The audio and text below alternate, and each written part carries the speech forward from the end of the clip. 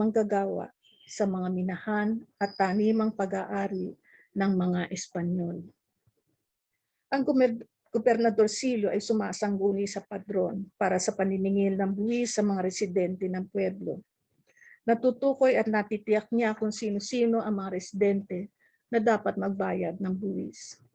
Sa paniningil ng buwis, matutunghayan ang dahilan ng mariing pagbabawal ng paglipat ng mga residente ng pueblo sa ibang pueblo. Ito ay upang hindi mabawasan ang koleksyon ng buwis.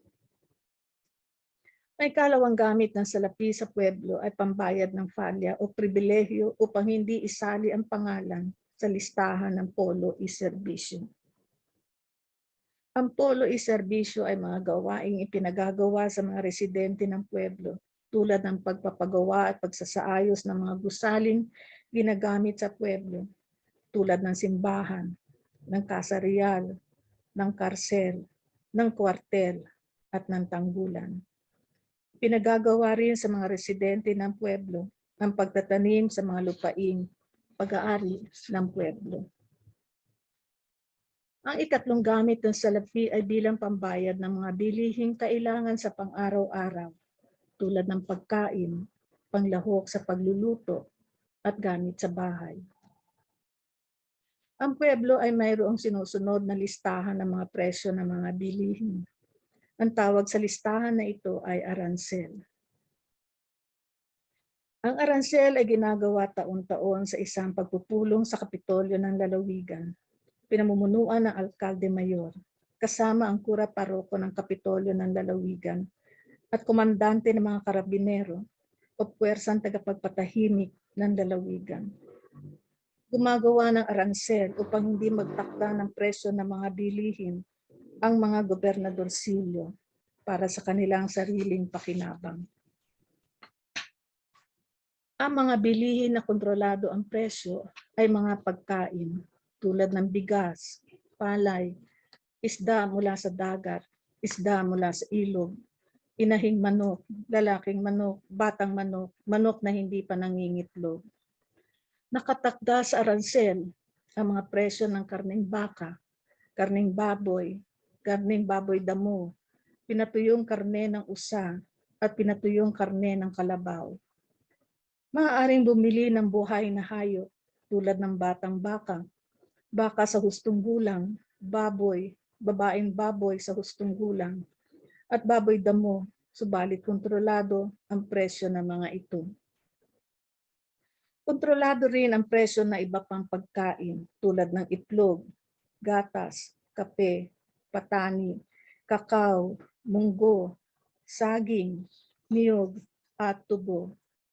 Nakalista sa aransel ang mga presyo ng mga panglahok sa pagluluto tulad ng sibuyas, bawang, sesame, mantika, asin, at langis ng niyog.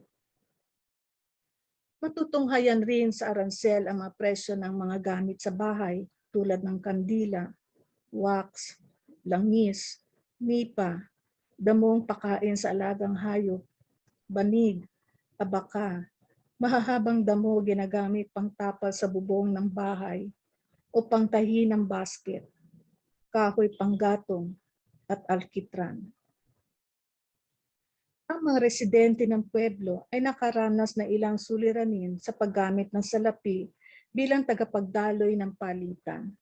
Una, naging mahirap ang pagbili ng mga bagay-bagay sa maliit na takal o kaunting bilang lamang dahil sa kulang ang mga salaping maliit ang denominasyon. Karamihan sa mga reales na dumating sa Pilipinas ay malaki ang denominasyon tulad ng 8 reales. Naging mahirap rin ang pagbabayad ng buwis dahil sa kakaunti lamang na salapi ang dumarating sa mga pueblo, lalo na sa mga pueblo na malayo sa Kapitolyo. Kung produkto naman ang ibabayad, hindi laging may bigas o mais na maaring ibayad kapalit ng salapi.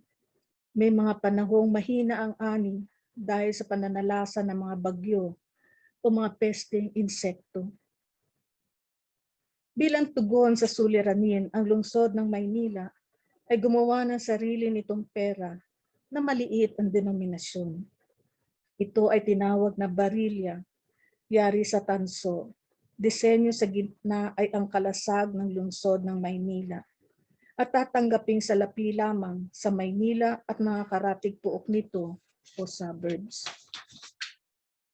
Sa mga lalawigan, ang karaniwang ginagawa ay tinatapyas ang gilid ng salaping 8 reales upang mabawasan ang timbang na pilak.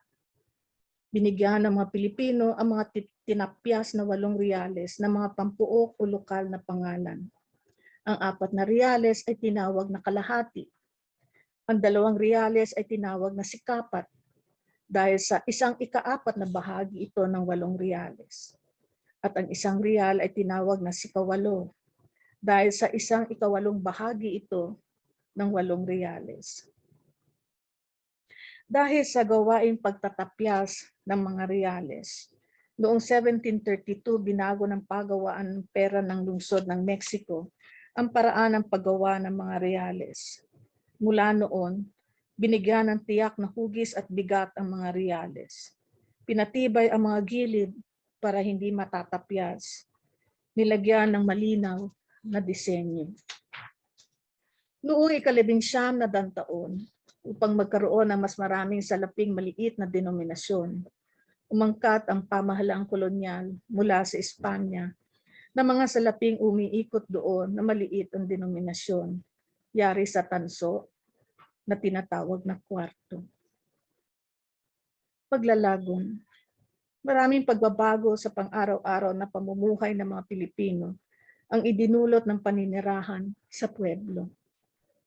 Sa pamamagitan ng patakaran ng limitasyon sa paglipat sa ibang pueblo, nawala ang kalayaan ng mga Pilipino na piliin ang puok ng kanilang tirahan. Nanatili ang mga Pilipino sa kanilang pueblo, kung kaya't halos walang pagbabago sa mga pangalan ng mga residente nakalista sa padron. Natatanggal lamang sa padron ang pangalan ng residente kung namatay na siya. Dahil sa patakarang ito, maraming residente ng pueblo, halos buong buhay ay hindi nakaranas umalis ng kanilang pueblo. Pinanganak, lumaki, nag-asawa, nagkaanak, tumanda, at namatay nang hindi nakalabas ng kanilang pueblo. Dahil sa walang pakikihalubilo sa iba, umunlad ang pangloob na pagtingin o inward looking sa kanyang sarili at sa kanyang lipunan. Ang patakaran ng paninirahan lamang ng mga binyagan sa pueblo ay nagdulot ng pag-unlad ng dinamismong loob at labas. Itinalaga ng patakarang ito sa pag-iisip ng mga residente ng pueblo na sila ay mabubuting tao sapagkat sila ay mga Kristiyano, nagsisimba, nangungumpisal, nag-aabuloy sa simbahan, nagdiriwang ng pista. Samantalang, palibhasa ang mga naninirahan sa labas ng pueblo ay hindi Kristiyano. Sila ay masasamang tao. Kung tawagin o tukuyin sila ng mga Espanyol ay bilang salvajes at malhechores. Ibig sabihin, masasama ang ginagawa. Mga simarones, sapagkat namumuhay parang mga mababangis na kabayo. Remontados o mga naninirahan sa mga kabundukan, at vagabundos o walang permanenteng tirahan. Namayani sa kamalayan ng mga Indyong residente ng mga pueblo na ang mga tagalabas ng pueblo ay mga taong dapat katakutan, hindi dapat pagkatiwalaan at dapat iwasan. Ang padron ay hindi lamang listahan ng mga residente ng pueblo. Ito rin ay naging instrumento ng pagkakatali ng mga residente ng pueblo sa mga kolonyal na patakarang pang-ekonomiya tulad ng pagbabayad ng buwis at paglilingkod sa polo iserbisyo. Ang ekonomiyang nakabatay sa salapi bilang tagapagdaloy ng palitan ay dayuhan sa kalakaran ng ekonomiya sa Pilipinas bago dumating ang mga mananakop na Espanyol. Ang nakasanayang ekonomiya ng mga Pilipino ay palitan ng produkto. Bilang pangwakas, ang pueblo ay isang pamayanang likhang kolonyal. Ang kaayusan at buhay sa pueblo ay salamin ng mga adhikain ng kolonyalismong isinulong ng mga Espanyol. Maraming salamat sa inyong pakikinig.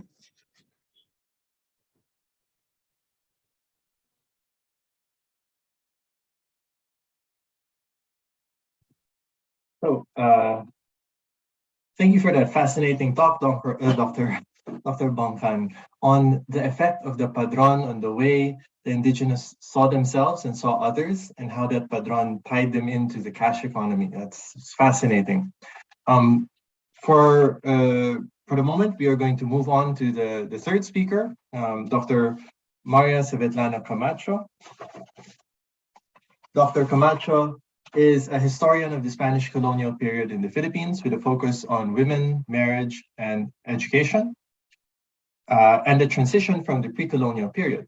Her publications include journal articles exploring the institutional history of women's education, the Filipino feminine ethos and viewing this feminine ethos from a historical perspective, and the introduction of Christian marriage in its legal, sociocultural, and ecclesiastical dimensions. She's published an anthology of papers in honor of the Spanish historian Lourdes Diaz-Chochuelo, which is entitled Into the Frontier, Studies in Spanish Colonial Philippines, and it was published by the University of Asia and the Pacific in the year 2011. She received her PhD in history and a master's in liberal arts from the University of Navarra in Spain, and is currently Associate Professor of History of the University of Asia and the Pacific. So, without further ado, we welcome Dr. Camacho.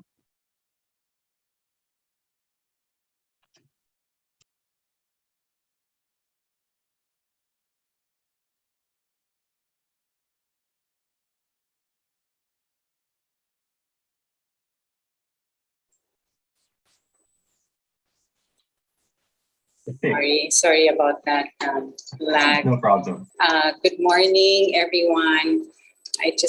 First, I'd like to thank the Department of History of UPT Dimana for inviting me to make a presentation in this webinar for teachers, Quincentennial webinar. It's both a privilege and a pleasure. So let me start right away. I have slightly revised the title. I thought it was maybe more reflective of what I'm actually going to talk about. So you're familiar with this phrase, no, bajo de la campana, no, within the hearing of the bells.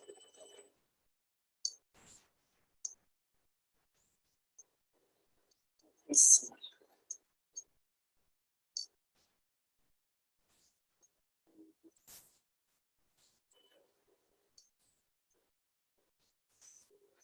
I'm just having a bit.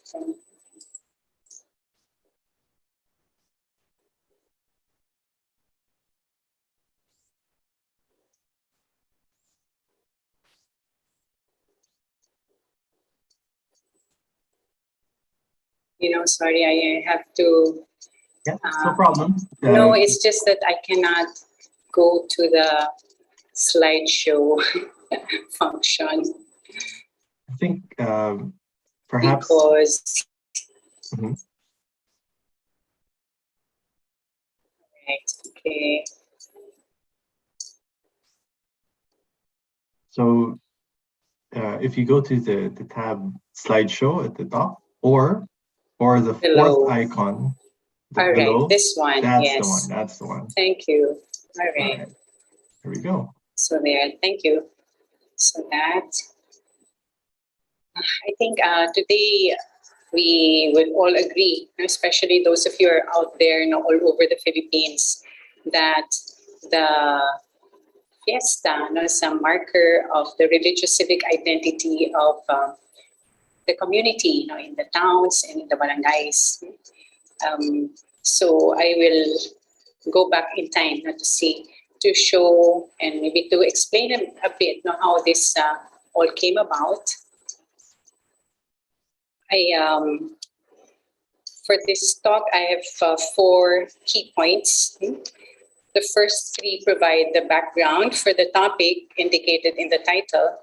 I thought that would be a good way for us to understand the significance of the religious spiritual life in the pueblo or municipality and its constituent barangays or visitas. So here this is a very schematic representation of Spanish colonialism, conceptual map. So you see, I put there two, not below, on the lower side, the twin processes. No, actually they're a coupled process of Christianization and Europeanization, which is broader than Hispanization.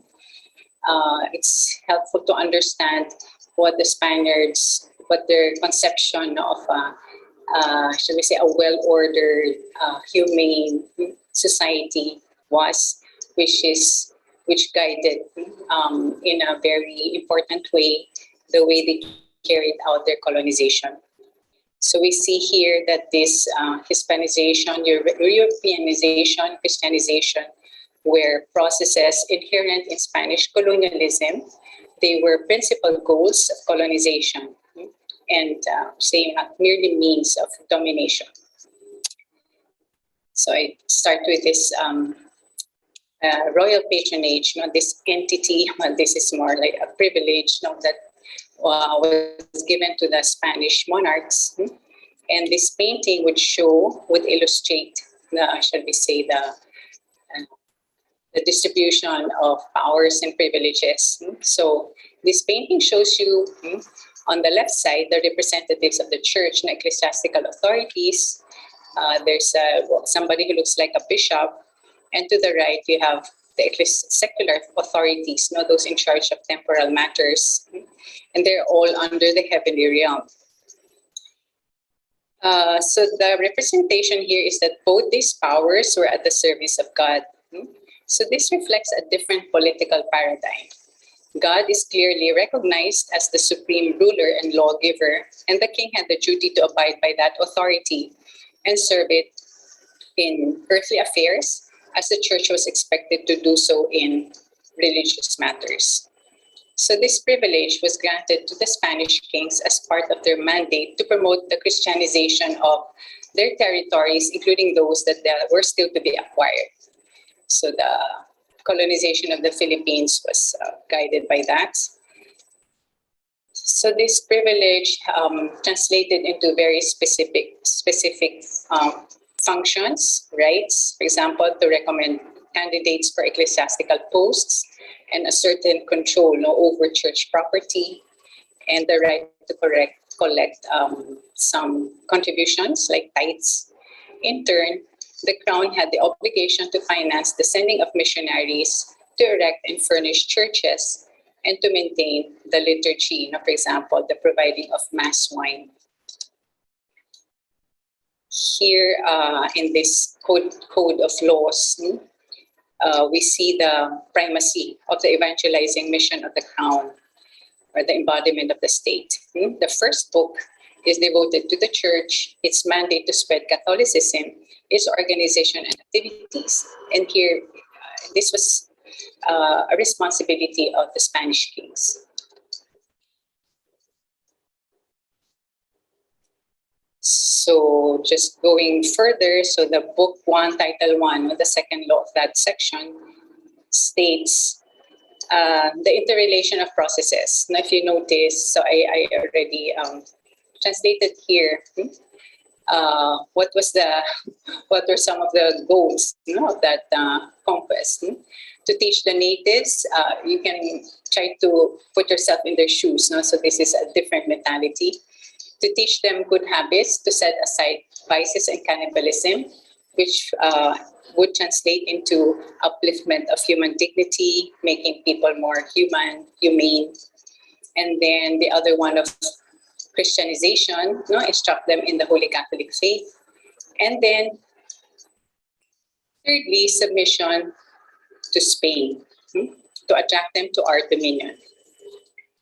So all these requirements were for making or preparing people, well, in this case, those natives who would be conquered, to belong to a kind of community or a commonwealth, where membership had these benefits, to be treated, favored, and defended like our other subjects and vassals.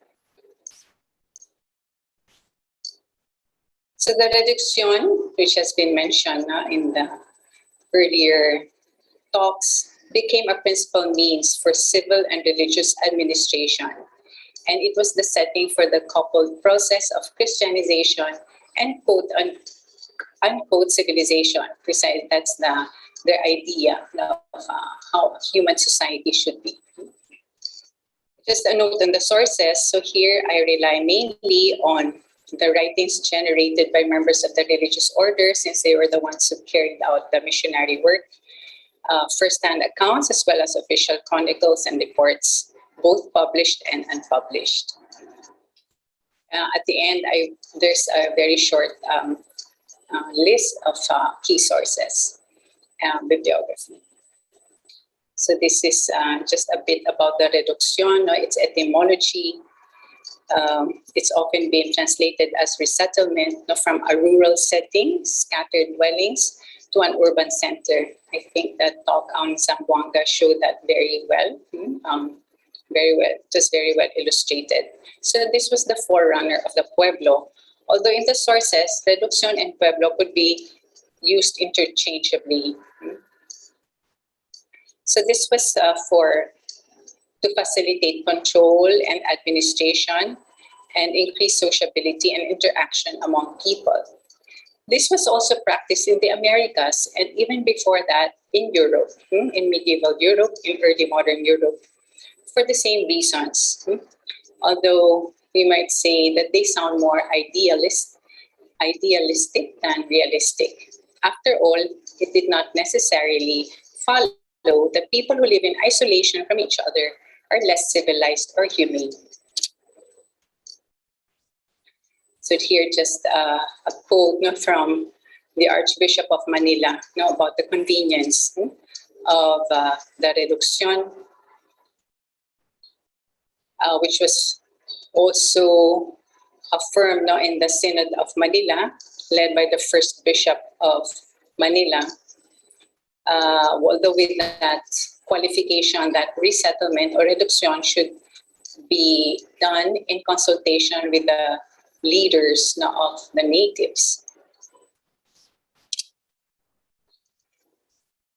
So, well, this another point, that Christianization was guided by the principles of substitution and adaptation to indigenous culture. So while Catholic Christianity had a set of beliefs and practices, it was flexible enough to allow indigenous customs, beliefs, and norms which did not contradict or were compatible with Christianity.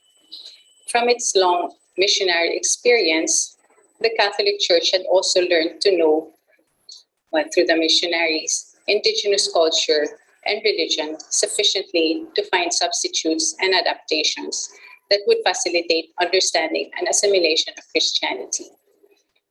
We do know that sometimes the substitution could be done forcibly or violently, but the other side is that most of the time it could not be. There were just few missionaries and they knew their limitations.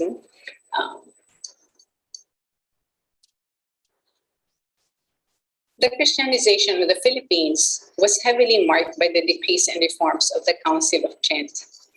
The Spanish monarch and church assumed the duty of propagating and implementing the teachings and laws of the council in their overseas territories. From the Universal Council, the way to proceed was to hold provincial councils, so that's the second tier, second level, so that in the local churches, that the circumstances in their respective territories could be taken into consideration. In the case of the Americas and the Indies, the Philippines, that meant a degree of adaptation to the very different indigenous cultures and situations, always distinguishing what was in keeping, again, with the church teaching as a criterion of approval.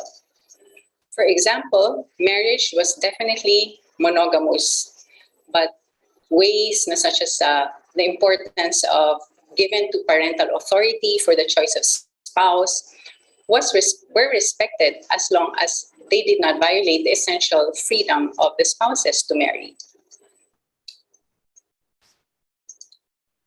So these are just mainly from Luis Balquiedra, no? The principles of substitution. I've just mentioned the limits and a very graphic representation of such, not to, in the cases of radical change that they thought was needed, not to totally replace, stamp out, just say the old practices, old beliefs. I will give some examples, and then adaptation, taking from the indigenous culture and even religion some practices that could be blended with Christianity. So yes, there was a new set of beliefs and practices brought in. Some of the missionaries remarked that they were because it was very different from what they had been used to, that there were no permanent structures for worship. A lot of it is blended with the natural environment. Catholicism had, especially with the Council of Trent, very set rituals, which they tried to apply uniformly all over. They also had the calendar of feasts, given a one-year cycle. And then, there's the material representations of the divine and of the saints. And also a very marked difference was writing, another belief set into writing, different from the indigenous culture, which is largely oral.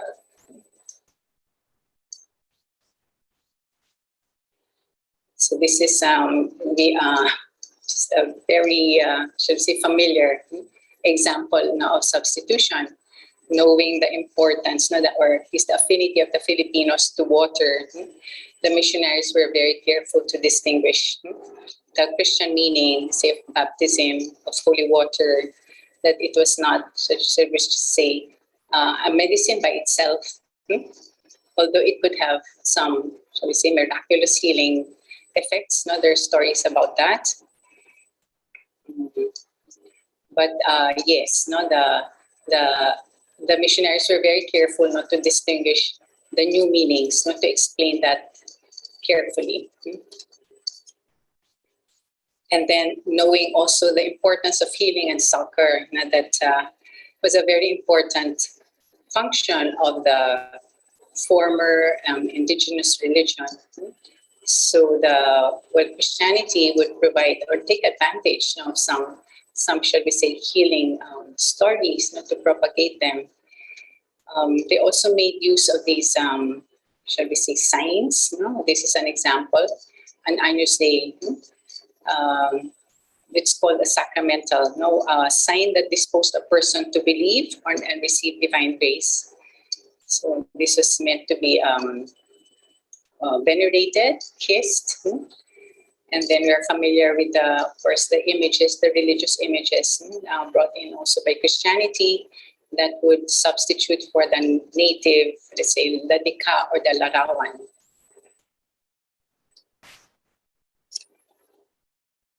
So the early missionaries took note of that, the appeal of images. The devotional images. So they made this description. What I also would like to point out, this mention of the special houses set aside for hospitals. This was considered a hallmark of Christian charity, a marker of the new religious faith. The care for the sick, even those who are not from one's own family.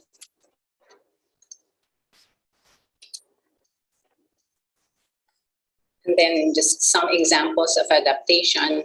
While the Mass remained in Latin, as it did all over the world, the places where the Roman Rite, Tridentine Rite, was practiced.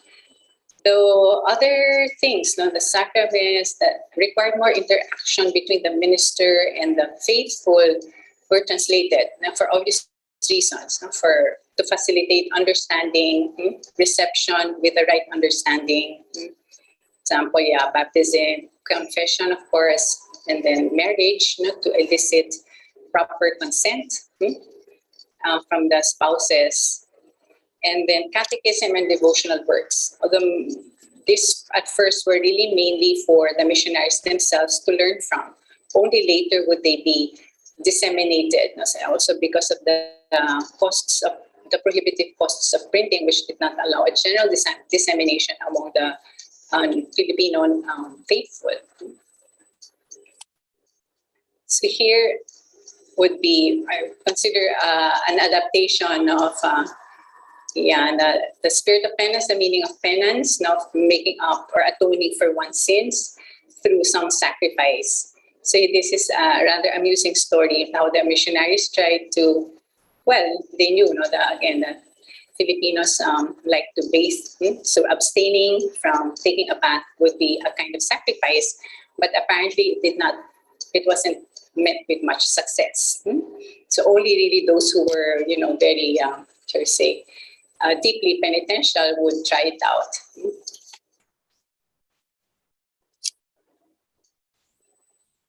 Of course, we are familiar, with this Holy Week.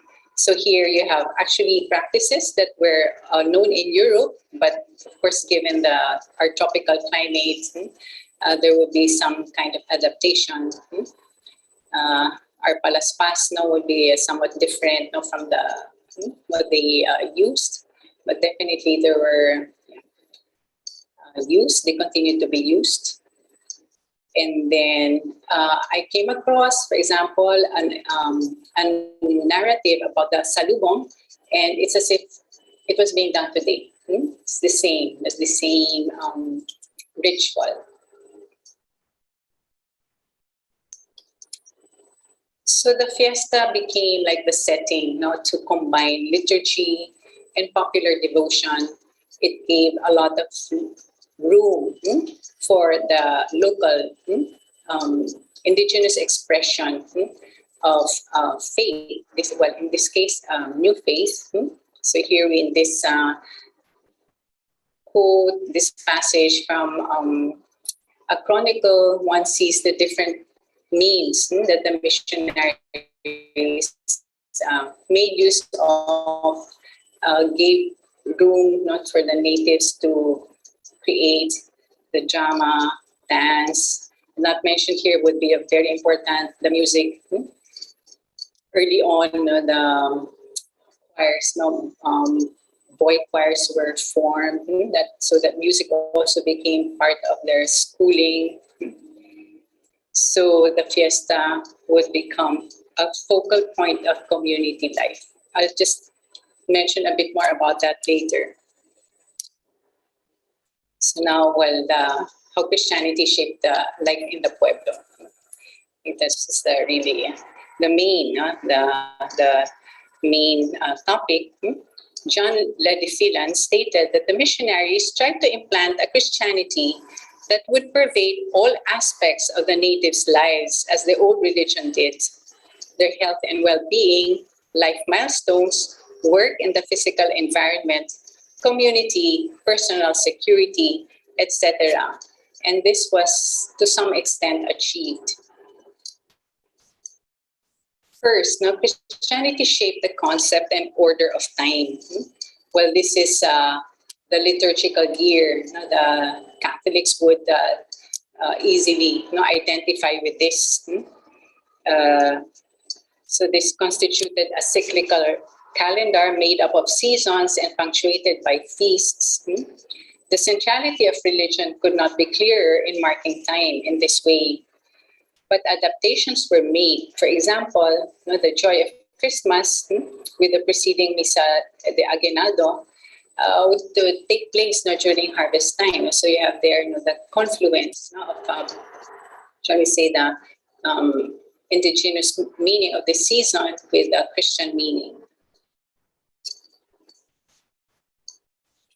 The 7-day week beginning on Sunday established a rhythm distinguishing between periods of work and rest.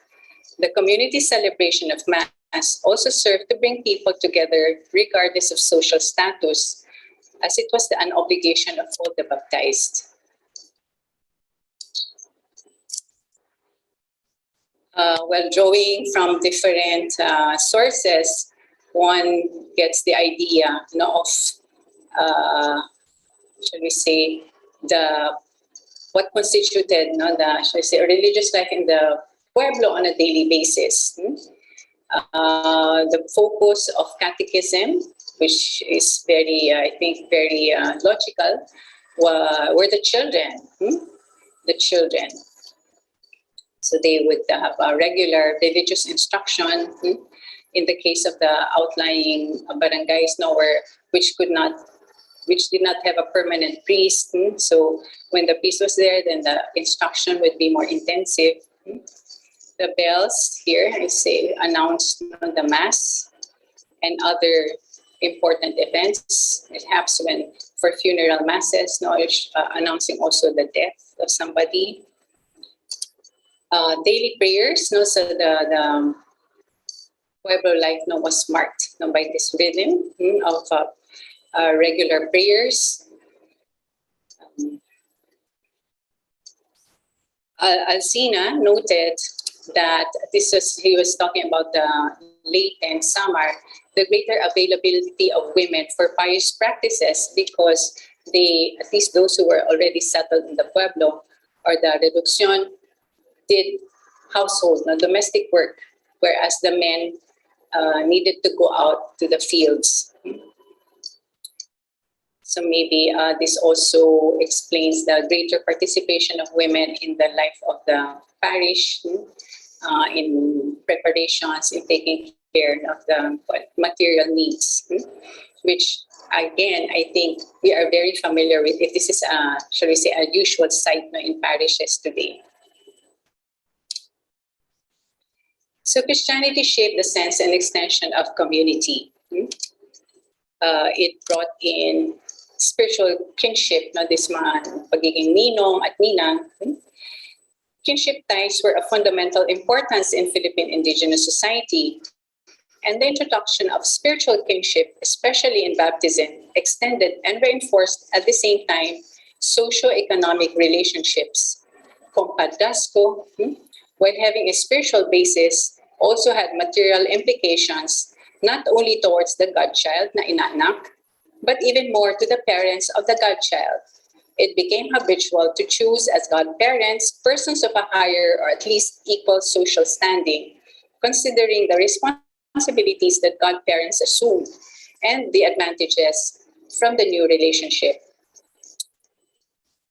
Well, we've already touched on the fiesta as an occasion of the physical gathering of people, of interaction, and of consequent reinforcement of fellowship and community identity. Church building was considered a duty of the pueblo, of the people of the pueblo or the visita, and members of the community were expected to contribute to its building and maintenance in terms of labor and material contributions. The church also symbolized the independence of a new town from the one that it originated from. And it could become an object of local pride. Precisely, it was a product of the people's efforts and contributions. The pious associations, like confraternities, sodalities, brought together persons from different social classes. Although naturally, the elite continued to exercise leadership roles. They were instrumental in consolidating orthodox practice of Catholicism, of teaching it and performing works of charity to people in need in the community. This kind of sociability and help was part of the ideals of humanization, of the upliftment of human dignity beyond one's family.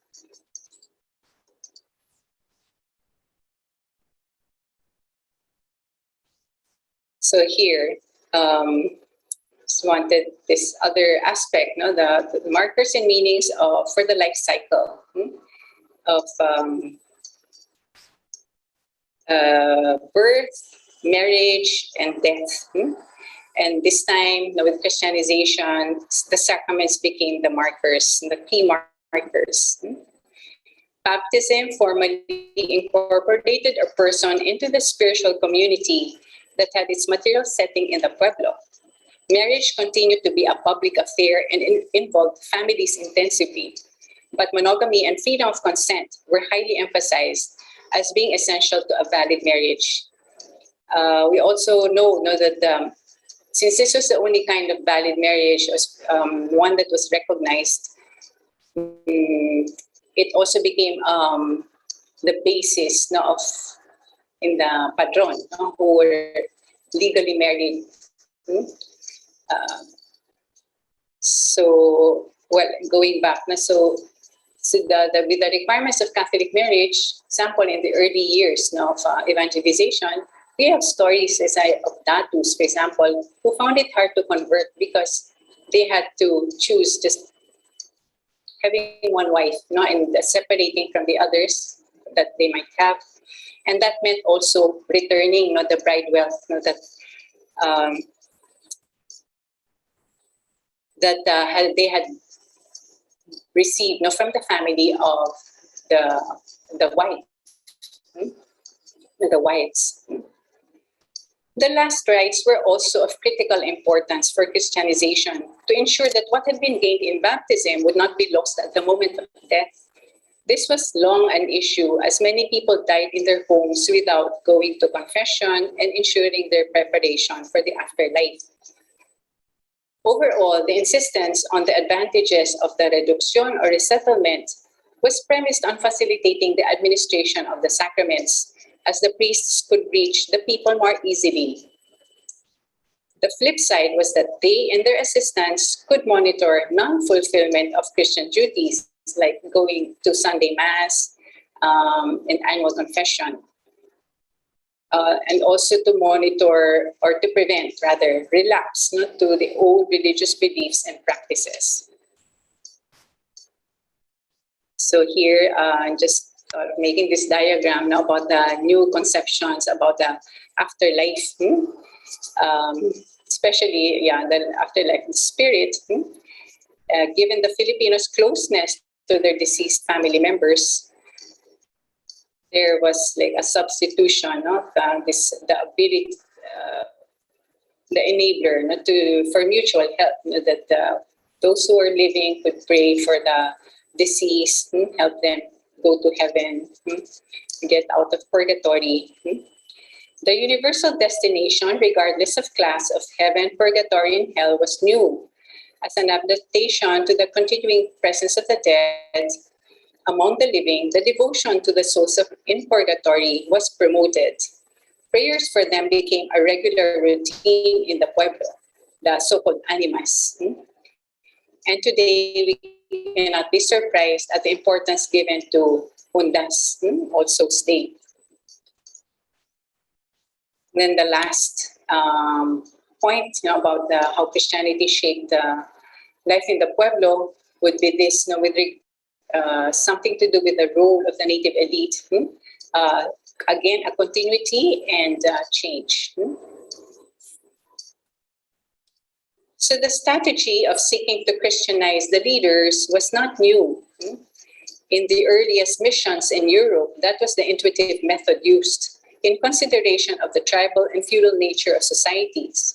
It likewise proved effective in the Philippines, as we can read in the religious chronicles.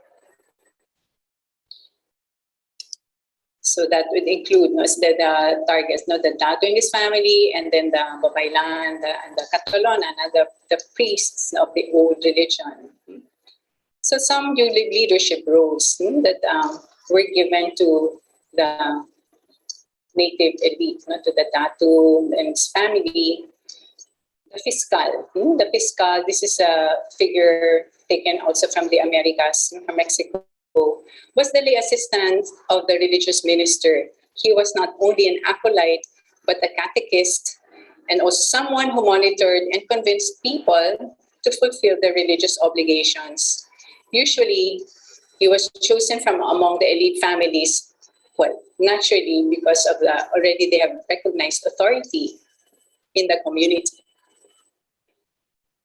And not only the datu, but also the babaylan, or the katalonan, Luzon.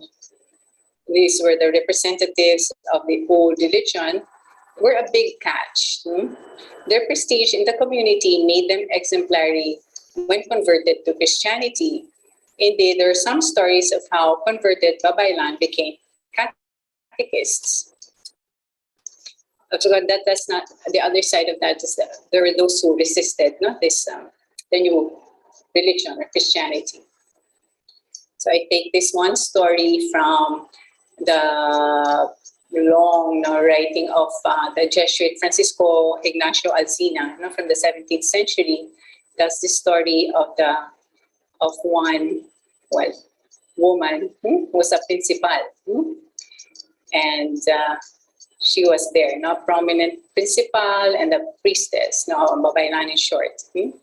So here you see the joy at her conversion and how she was, shall we say, they took advantage of her former prestige, continuing prestige, to be appointed catechist.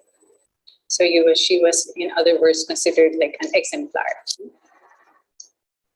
There's just a couple more examples. This one from the Cagayan Valley. So again, from the Chronicles, the first one from Duarte, Diego de Duarte, a Dominican, so from the source from Cagayan Valley, and then another one from Samar. This time, Don Gonzalo was identified as a fiscal. Here you see also an indication precisely of the focus on children for religious instruction, since they were the ones who would, starting young, they would expected to assimilate Christianity more thoroughly.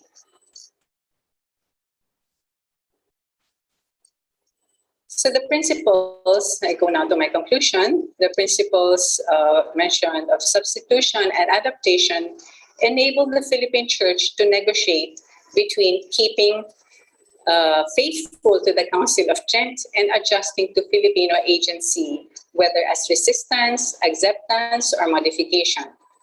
John Ladifilan has used the term Philippinization of Spanish Catholicism. A corresponding theological term is enculturation, or engagement of Christianity with different cultures, while ensuring the integrity of its teachings. Today, we could say there is more respect and appreciation for cultures different from ours, based on a respect for human dignity and capability. But neither should we think that the missionaries of the past in the Spanish colonial period, specifically, did not always respect Philippine cultures as they found them at all.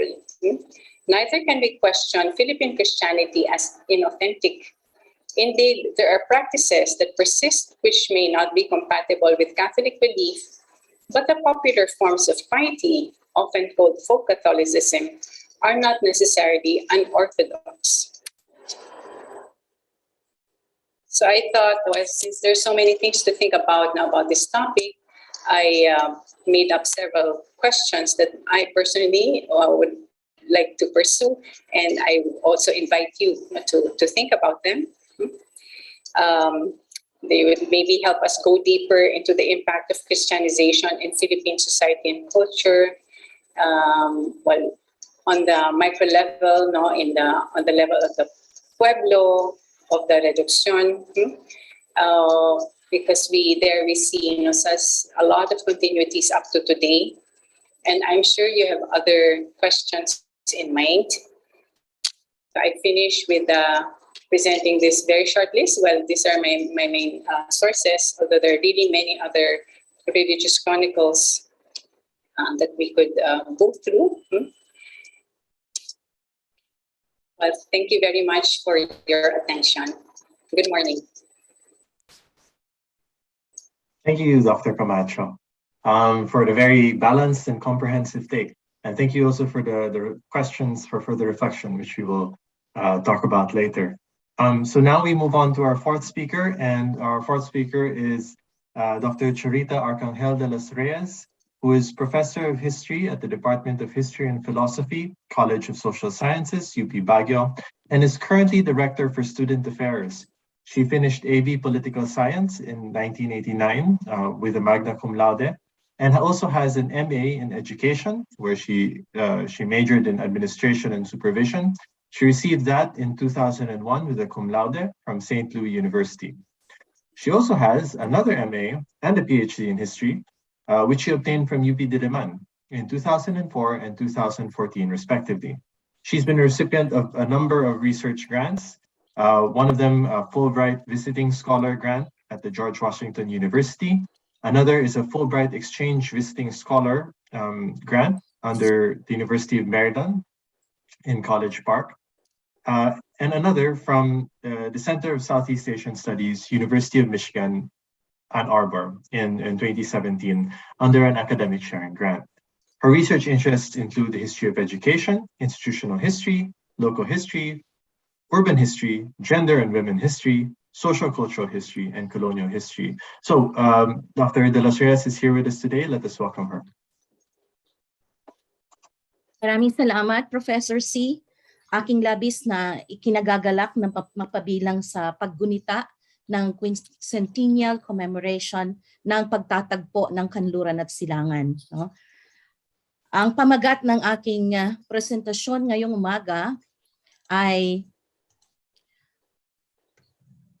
Urbana at Felisa, Ideological Reproduction of Femininity in Philippine Education in the 19th century. So let me present first the outline of my presentation.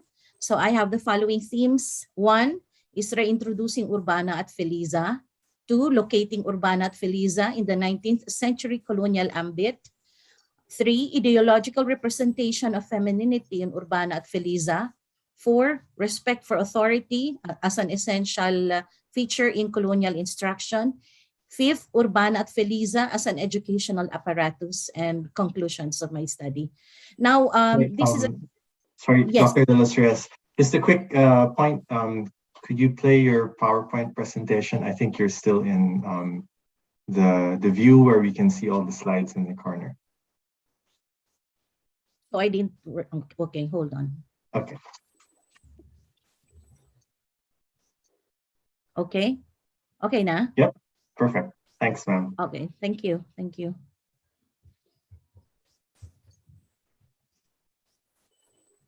Okay, let me just go back to the outline. So this is the outline of my presentation.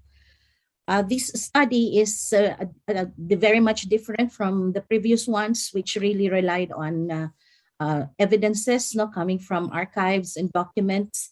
This time I have attempted to do a discourse of one colonial source in literature. This is Urbana at Felisa. I have used the theory of Althusser, Louis Althusser, ideological state apparatuses and repressive state apparatuses to analyze Urbana at Felisa. Okay, let's proceed. Let's reintroduce Urbana at Felisa. So this is the book title, ang pagsusulatan ng dalawang binibini na si Urbana at ni Felisa na nagtuturo ng mabuting kaugalian. It was published in 1864. It consists of 34 chapters. It's actually a book of social etiquette, book of morals and feminine conduct, and it's a book that emphasized the do's and don'ts of Christian behavior. So Urbana at Felisa could be seen as historical fiction. It's also considered an epistolary because it talks about correspondences or exchanges of letters between Urbana and Felisa. It's also a ventriloquy, or it refers to someone whose views and attitudes about another is actually done through a fictional character or a literary persona. And then it's also considered to be a proto-novel and at the same time a didactic type of literature, for it talks about decorum.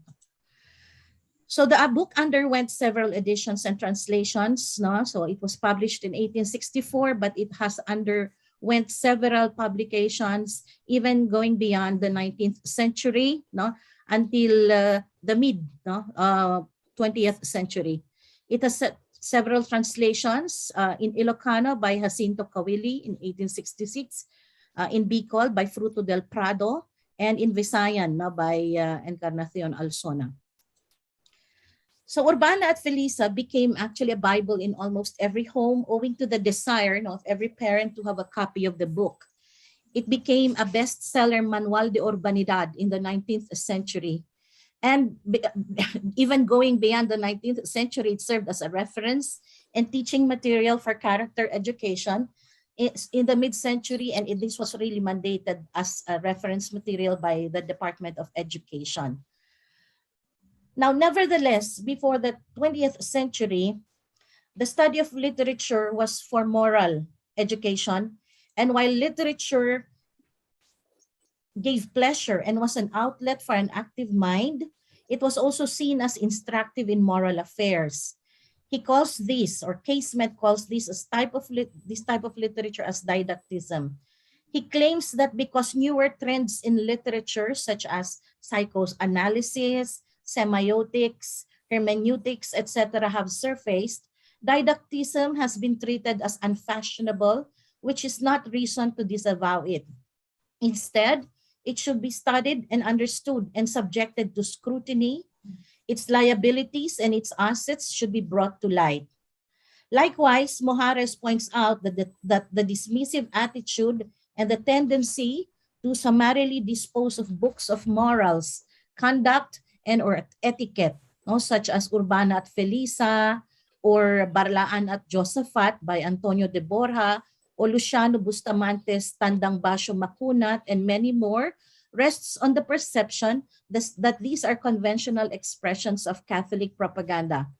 Though considered novellas, Urbana is classified as a book on decorum, while Barlaan and Tandang Basyo are considered exempla and dialogos. These books are relevant because they are literary works that have become guideposts in the development of anti-colonial and libertarian works such as Rizal's novels and other social novels of the 20th century. Moreover, colonial books which aim to protect the status quo are socio-historical documents that need sustained analysis and should be ascertained of its significance through time.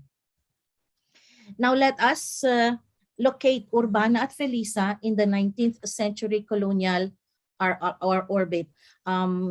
Just to cite Althusser, he would consider power and influence in the church, in school, and in the literary works as the ideas of the ruling class, which are in every epoch the ruling ideas, he says. The class which has the means of material production at its disposal has control at the same time over the means of mental production. Now, this was the didactism I mentioned earlier. Okay, all right. So let's proceed to locating Urbana at Felisa in the 19th century colonial ambit. So colonization, Christianization, and indoctrination were pursued unevenly through the resettlement process known as reduction, which did not only relocate, convert, reduce things to its former state, or to bring back bodies into obedience, but by reducing colonized women's manners and behavior into books of conduct to curtail the expression of the nature of their bodies or katawan, personhood or pagkatao, and their souls or kaluluwa. In deference to my fellow speaker, Noel Rodriguez and Professor Lianes, I have gotten this idea from Kasaysayang Bayan. The resulting parochial Catholicism had a profound effect on women of the pueblos. They became obsessive-compulsive as they were restricted and transformed into overly introspective individuals, afraid of their souls being defiled and possessed by the devil, such that they needed the overpowering presence of friars or priests into their lives to guide them. Urbana at Felisa should be perceived as an important text of reduction, the process through which the periphery is forcibly brought into the center for more efficient governance. After all, the text is only an instrument for the perpetuation of power.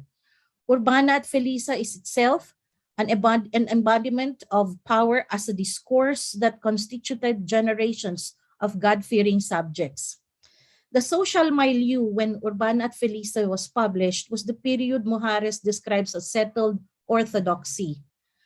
characterized by the new mobility in Philippine society, referring to the period of urbanization and the rise of the middle class comprised of landowners, businessmen, and traders, brought about by Manila's opening to world trade.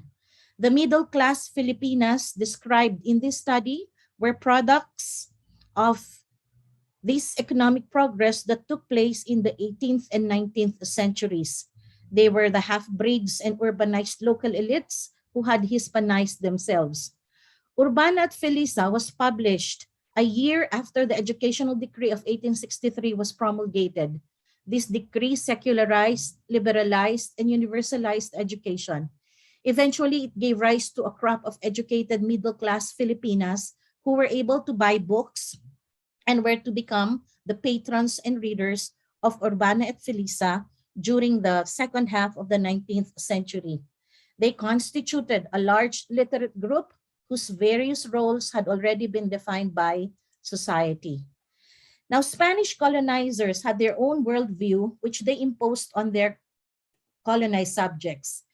As Pearson explains, moral tales were intended to initiate the young in proper behavior, the most vital of which was respect to God and to one's parents. But Althusser asserts that the ideology of the ruling class does not become the ruling ideology by the grace of God, nor even by virtue of the seizure of state power alone. It is by the installation of the ideological state apparatus, or ISAs, in which this ideology is realized and realizes itself that it becomes the ruling ideology. Althusser recognizes that in the 18th century, ideology as a representation of the imaginary relationship of individuals to the real conditions of existence was the responsibility of priests or despots. Now, the author of Urbana at Felisa was Presbitero D. Modesto de Castro. He was an exemplar of good social breeding in the 19th century, who was a Catholic priest, a moralist, a writer, and an orator. Interestingly, he was true to his name for being modest. Now, for Althusser, priests were responsible for the moralist didactic themes, which included patriarchal androcentric virtues.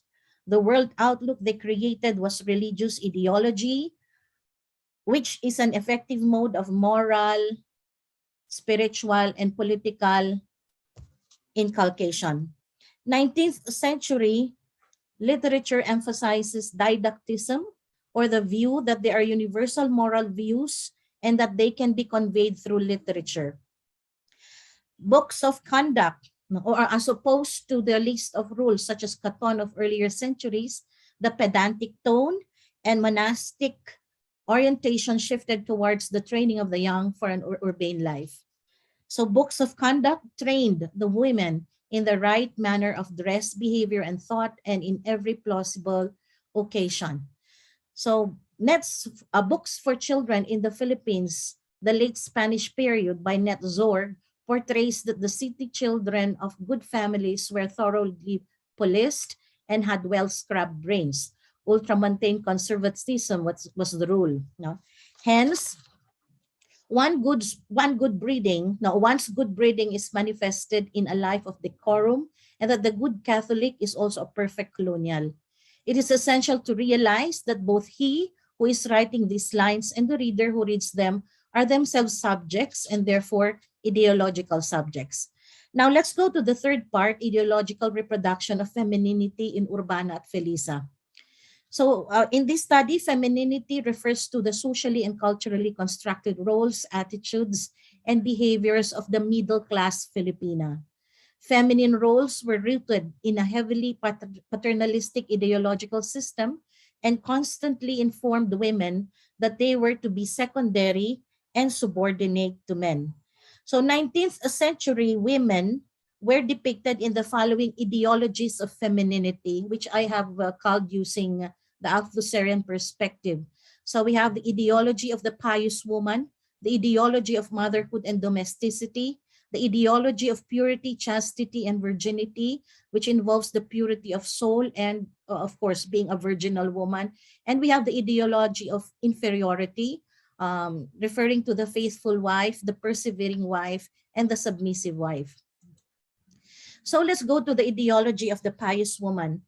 The middle-class woman is informed by religious commitment with a sense of moral authority. It is rooted in Christianity, which is a major constitutive force in the history of manners. Books of conduct in the late 19th century had religious underpinnings and were written by priests for compulsory use in the Catholic teaching. Urbana at Felisa is the material ideological status of religion and indoctrination that served as a system of laws on morality that must be followed by the emerging middle class in Philippine society. The book associated manners with spiritual virtues such as piety. So, an excerpt, pagkagising sa umagay, sa sandatahin ng krus, maninikluhod ka't magpupuri sa Diyos, nagpapasalamat at iniyadya ka sa madlang panganib at pinagkalooban ng buhay. Diyos ang unang bigkis ng labi mo, Diyos ang unang nasa isip mo. So parents and teachers should teach children to thank God for His blessings on the food that one is about to partake. So nauukol, disin na ituro ng magulang o maestro at maestra sa paaralan ang pagbebendisyon sa dulang, ang pagpapasalamat sa Diyos. Or while in church, huwag bubunutin sa simbahan at saan man ang paa sa tsinelas at pagpilitan mong matakpan ang saya.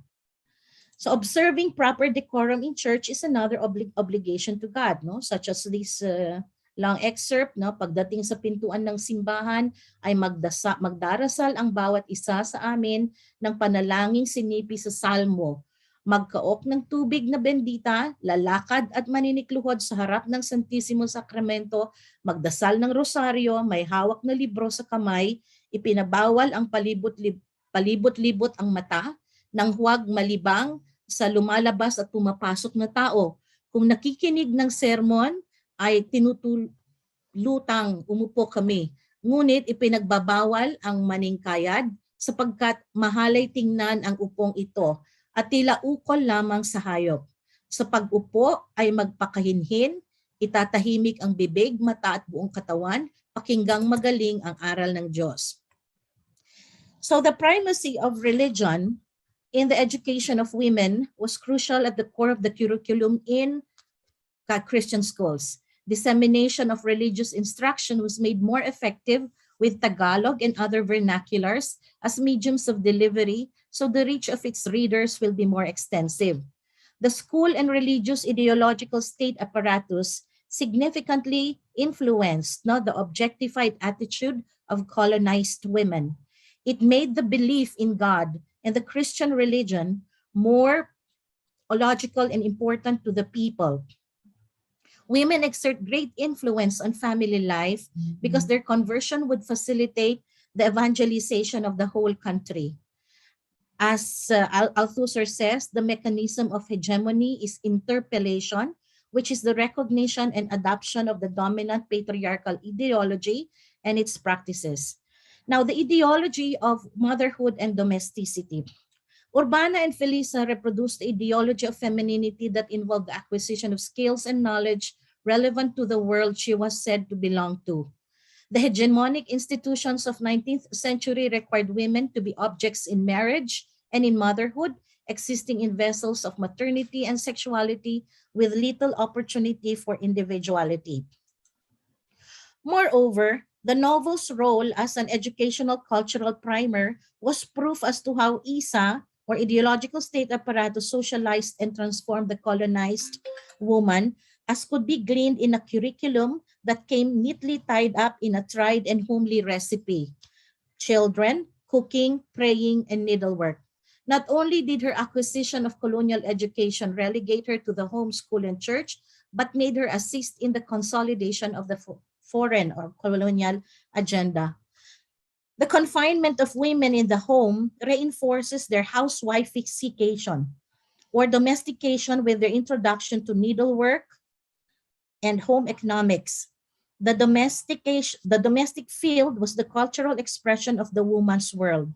She's a perfect homemaker because next to keeping one's dress pure and clean is the goal to achieve excellence or skill or kahusayan in housekeeping. Maintaining the stairs, kitchen, and bed spotless reflects the purity of herself as housekeeper. Nagsasanay ng kalinisan ng may bahay. Thus, women should take heed of this advice. Ang hagdanan, kusina, at hihigan ang nagsasaysay ng kalinisan ng may bahay, kaya dapat pag-iingatan. So the mother is expected to teach her daughter to tend the household because the fate of a good or bad household depends on the woman. Bigyan ng ina ng gagawin, turuang mamahala sa bahay. Ito'y katungkulan ng magulang na ituro sa anak sapagkat sa isang babae nanggagaling ang masama o magandang kapalaran ng pamamahay. Industriousness and cleanliness are precious traits of a woman, and indolence is detested. Ang kasipagan at kalinisan ay hiyas ng babae at ang katamaray isang kapintasan. Now, cleanliness and good manners are invariably practiced when entertaining people in the house. Women should be extra careful lest any word, movement, viewpoint, and manners in general could be construed as unclean and morally offensive o salaula, or an act which one could find fault, ikapipintas. Part of a mother's reproductive role is to rear her daughters properly. She has to teach her to fear God.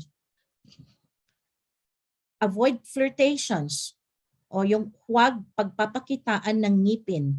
This act of smiling with a woman's lips slightly agape is deemed immodest and coquettish. Turuan mong matakot. Turuan mong matakot sa Diyos, huwag pagpapakitaan ng ngipin, pakaingatan ang kanilang pagkabirhen, turuang magmahal sa asal at magpakahinhin. Whatever actions children do have bearing on the family's reputation. No? Okay, so ang batang may bait at dunong ay kapurihan ng magulang at ang kanyang kilos, pangungusap at asal ay nagsasaysay na mahalang asal ng nagtuturong magulang. Now, or pakinggan o pakailagan ang masamang asal sapagkat nakasisira ng puri sa magulang. Non-conformity to certain norms of behavior ends in disrepute and lack of good breeding from parents. So one is advised not to mingle with the village people flocking in the street, nor meddle in street fights. Just walk straight ahead, don't laugh, silly, while treating fellow youngsters with derision or being discourteous to the old ones, or so the people would not say that nothing was learned from the parents. So sa lansangan ay huwag makikialam sa mga pulong at away na madaraanan, matuwid ang lakad, huwag ngingisi-ngisi, maglilibak sa kapwa't bata o lalapastanganin sa matatanda at nang huwag masabi ng tao na walang pinag-aralan sa mga magulang.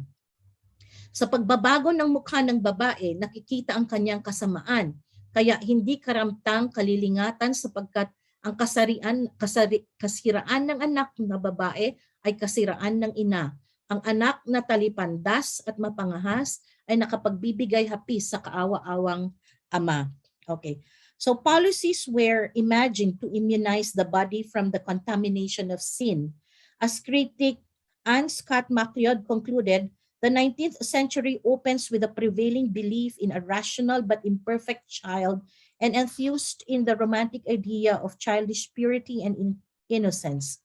Indeed, when late 18th century Christian cultures were dominated by religion, notions about the nation of children were stuck in the doctrine of original sin, the belief that all individuals are born with and prone to sin and must therefore battle against temptation to reach a state of grace. Thus, Urbana at Felisa serves as a discourse to control the moral excesses of the time and confirm basic Christian tenets. The ideology of purity, chastity, and virginity. So purity of soul, ang kahusayan at kalinisan. Sa asal ay salamin ng kalinisan ng kaluluwa sa Diyos, sukat nating asahan ang kaaliwan ng ating kaluluwa. So Urbana at Felisa presents how the body is catechized, sanitized, and sanctified through outward manifestation in clothing, manners, and chastity. Hence, Althusser asserts, an ideology always exists in an apparatus and its practice. Its practices the rituals of ideological recognition through the representations propagated by books of conduct, such as this purity of soul, no, that we have mentioned earlier. No? So ritual formalism is not the only concern of priests, but the formation of the human soul. The human body is perceived as the vessel of the soul. Now, the protection of the human senses must be upheld because these are believed to be the doors to the soul. The eyes mirror one's character. So, ang mahinhing titig ng mata mong di nagpapalibot-libot, dito'y iginagalang ng mga batang lalaki, di ka mahagisan ng masamang aglahi. Now, purity is upheld when a woman possesses the ability to control her emotions and also to view the world as populated by devils. Cautiousness, therefore, is the virtue. This perceived fear and mistrust, nonetheless, is apparently diminished by adhering to the religious apparatus. In addressing men, a mere look at a woman can ruin a man's sensibility. Sabi rito, huwag tulutan na sa kanilang pagtingin ay mabasa ang kagaslawan at pagkamairugin. Sa mata na nasok ang kamatayan ng kaluluwa na sumisira sa mga binata. Okay. Manner of dress also forms part of a virtuous woman. When a woman wears a flimsy dress, barong nanganganinag, or displays coarse manners, is regarded as impure. It would appear as if she desires to expose herself to the public when in very loose dress, short skirt, or when she unwittingly exhibits disgraceful manners. So ang maluluwag ng bilog, ang mamaro ng maikli, ang babaeng di marunong mag-ingat ng kanyang pagkilos ay parang itinatayang ang katawan sa mata ng tao. Another corollary representation of an impure image is the myth about Eve as temptress. Eve, the first woman and wife of Adam in the Bible, was thought to be responsible in coaxing Adam to eat the forbidden fruit of the tree of knowledge of good and evil through the tempting of the serpent who led them to sin against God. However, temptation of the sexual variety leads man to sin in De Castro's book. But like Eve, exposing herself to the serpent, the local lasses may expose themselves to stray grapes in the vineyard, ubas na bibitin-bitin sa sanga, inviting men to readily pluck them, nagaanyayang papitas when they are in the habit of gazing leisurely by the window sill. Teenagers are prohibited from meeting secretly without the knowledge of their parents. Disobedience may lead to loss of honor or puri through seduction or literally mashing with hands or lamuyot because of the woman's innate kindness, katutubong kabaitan, rendering herself defenseless from this weakness. It is a dreadful practice of parents to leave their daughters alone with the suitor. Pagpanhik ng bagong tao, pagkabati sa magulang ay iiwan ng anak na dalaga, pababayaang makipag-usap ng sarili sa bagong tao. Okay. All right. The virginal woman. The worth of a woman is equated with her purity and physical virginity.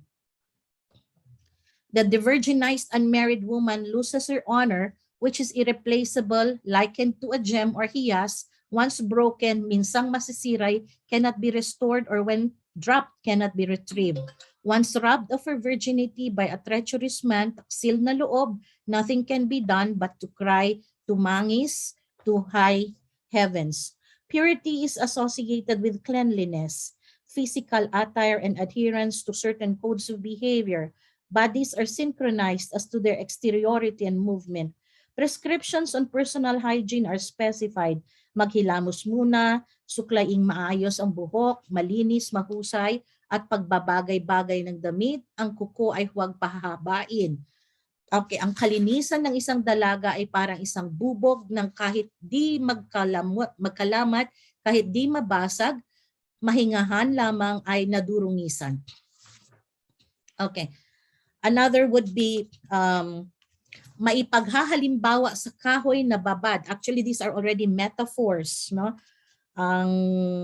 Local metaphors of nature and sayings to stress the value of safeguarding chastity and purity. So ay mapaghahalimbawa sa kahoy na babad man sa tubig, sa apoy kapag nalapat at nadararang sa init ay sa pilitang magdirikit.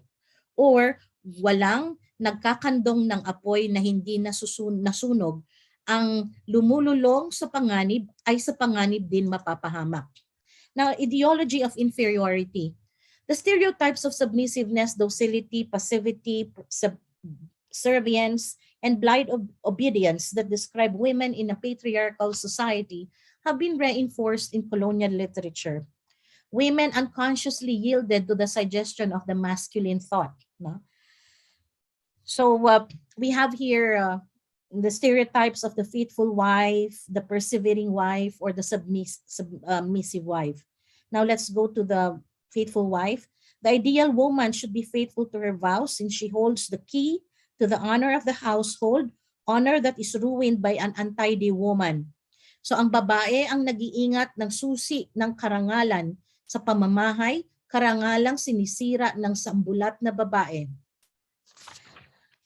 So fidelity among couples is another proof of pakikibagay or acting in harmony. Ang adulteryo o paglililo sa asawa ay isang kasama-samang kasalanan. No? So let's go to the persevering wife. No? So in the chapter, kahatulan sa paglagay ng estado or deciding on marriage, the image of the suffering woman or wife is evident from the 14th requirement or kahingian of acceptance to the blessed sacrament of matrimony because she must become tahimik and accustomed to hardships or matiisin. The world is full of sorrows. Ang mundo ay bayan ng dalita which the woman must endure when living together with her parents, husbands, sons, daughters, and neighbors, no? Which the woman, okay, that's it. Now let's go to the persevering wife. No? Yes, it's a continuation. So in here, religion became an obsession developing in women, an innate capacity for tolerance, forgiveness, and suffering. A way for ensuring the young girl's virtue as well as the persevering virtue of a married woman was the introduction of the cult of the Virgin Mary. So the significance of Mary as a role model for femininity, virginal yet maternal, always supportive, always suffering, utterly devoted to her family, yet accessible to all in Philippine history. No? Okay, what about the picture of a submissive wife or woman? Pakikibagay is reflected in one's dealings with other people. Awareness of the situation of others relative to one's own as an integral part of the refined behavior is stressed in the text. If you are with your fellow playmates, avoid discourteousness or dirtying the clothes of others and forcing them to accept things the way you want it to happen. So kung nagkikipaglaro sa kapwa-bata, ay huwag tulutang manlapastangan o dumhan kaya ang damit ng iba at pagpilitan mo ang yaong karaniwang wikain ng tao. No? O pagpilitan. Okay. Cleanliness radiates to one's dealings with people. Sa pangungusap, kilos, pagtingin, at buong kaasalan ay sukat ingatan na huwag makitaan ng kasalaulaan o anyong masama na ikapipintas. Now, the woman is first initiated into the family values of pakikipagkapwa-tao, pakikibagay, ang pagtanaw ng utang na loob at church, in school, at home, in parties, during conversations, in visiting the sick or mourning the dead. Pakikipagkapwa-tao is enhanced through asal, kilos at pangungusap when dealing with the puno ng bayan, sa mga pare, sa matanda, maginoo at sa kapwa-bata. In the home, respect is given to the elderly from the time she wakes up and retires in the evening. Bago mag-almusal ay magbigay muna ng magandang araw sa magulang, maestro o sa iba pang kayang pinakamatatanda sa bahay. Pamimintuho kay ama at kay ina na palaging gayak ang loob sa pagsunod sa kanilang utos at paghingi ng bendisyon bago patungo sa eskwela. Obedience to parents or masunurin sa magulang. When a parent dies, the best way to remember is by frequent visits to one's grave and to honor one's name. Mojares explains that in retrospect, Urbana et Felisa is thoroughly a conservative work with decorum as the book's dominant theme. He says that its exposition of the duties of the individual to his fellow men, family, church, and government is governed by a concern for the maintenance of a moral and social equilibrium.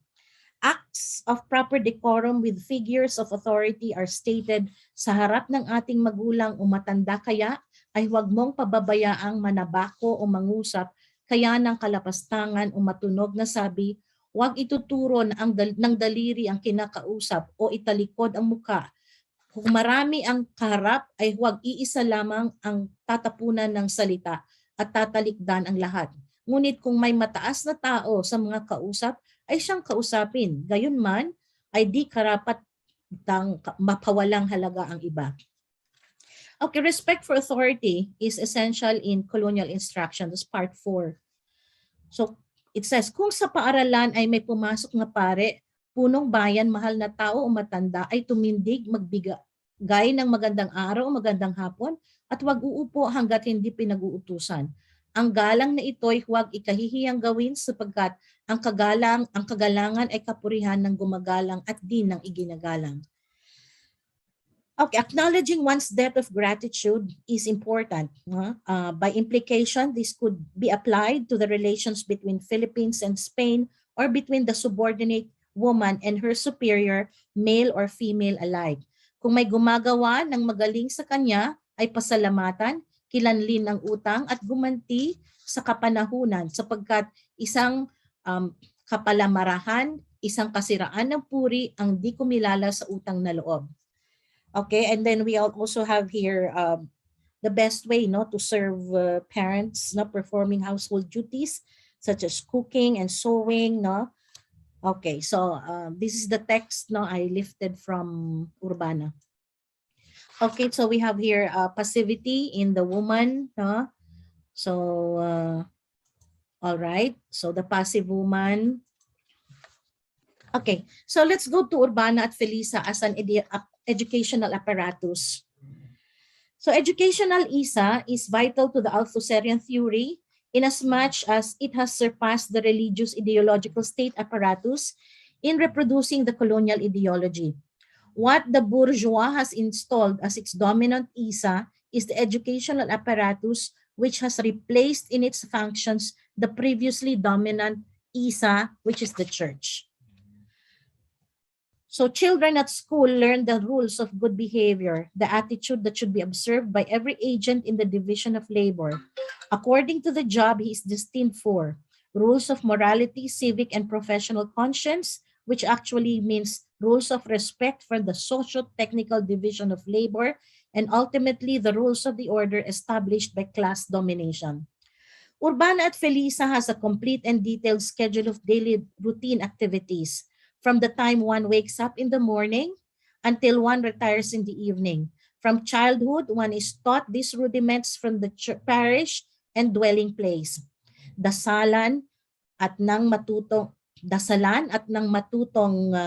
kumilala at maglingkod sa Diyos. Okay. Hey, Ma'am Demetrius, time to wrap up. Okay. So let me just summarize.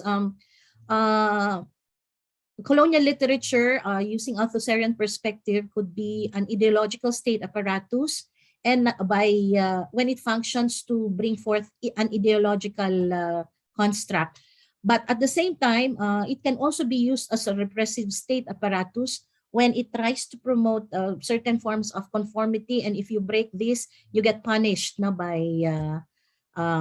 this institution. And this is exactly what the Urbana at Felisa has sent across as message when I use this perspective of Althusser. So thank you very much. I end up my presentation. Thank you, Dr. Demetrius, for the very thorough take on this apparatus of colonial instruction. So what we're going to do at this point is we're going to open the floor for questions. For our audience, please do feel free to put your questions on the chat or on the Q&A function. For those watching us on Facebook, please do so as well. I invite our speakers to switch on their cameras, and I frankly have a lot of questions, but I have to give way to to the different audience members, and we've been taking in these questions since 9:30 in the morning. So our first question we'll start is from Ian Ma, and this is directed to Dr. Rodriguez, and he asks, he's asking about the Subanen and the relation to the Tausug, Yakan, Samal, and other tribes. How are these groups related to one another? Well, they're all very distinct ethnic groups, and the Subanen are known to be, well, from the word Suba, to occupy a certain, the river. They're known as the river dwellers. And actually, there is another ethnic group called the Kalibugan, which actually is a term for mestizo or mix. So a number of the Subanen who have accepted Islam and have intermarried with other cultures now emerge as another ethnic group. And the Subanen actually also provide products for trade, especially with the Maguindanao and the Tausug, the Sulu Sultanates. Problem is also interrelationships through time. You know, I cannot just say in the 19th century, because it varied through the centuries, and it varies as well depending on the proximity of other ethnic groups to it. So for example, those in the eastern side would relate more to the Iranun, Ilanun, and the Maguindanao Sultanates, while those towards the southern part, towards with the Zamboangueños, and later on with the Sulu Sultanates, and those to the north more to the Visayas, and actually the Pitan would be occupied by people from Bohol even before the Spanish, what we call the Spanish period. So from what I understand, it's better not to see them as distinct or within rigid categories, but as interacting with one another and exchanging in that way. Yeah, but very, in some ways, very distinct culture, especially for the Subanen, though they were described as uncivilized, living in the wilderness because they practice kaingin, and yet they've retained, I don't know how, because the social unit is the family, so usually it's just, 30 to 50 families going, practicing kaingin, so from place to, moving from place to place, but they have like recorded 3 epics. They have like volumes of literature, of poetry, and that's published there, of folklore. So very rich in terms of culture, and distinct from other groups, ethnic groups, in terms of language and culture. Thank you for clarifying. Okay. And so we have a second question. This is directed to Professor Bongkan, and this is from Emilio Borja. He asks, regarding the restrictions on inter and extra Pueblo travel, wasn't the measure a bit draconian? Was that system in place throughout the entirety of Spanish rule? And he thanks you for the very informative session, and he's just clarifying that he's from Marinduque and asking from that perspective. Yes, the restriction was throughout the country. And it is not only with regards to transferring residents, but also with regards to movement in general. The Spaniards were quite suspicious of people moving about. I can give you an example, very concrete. I'm sure our teachers know Hermano Pule, Apolinario de la Cruz, who established the Cofradia de San Jose. He was from Tayabas, but then he was invited to become a lay brother in San Juan de Dios Hospital. But then the Spaniards noticed that he was going to Santa Cruz in Manila. What will he be doing there? No, so it seems that he was recruiting prospective members of the Cofradia.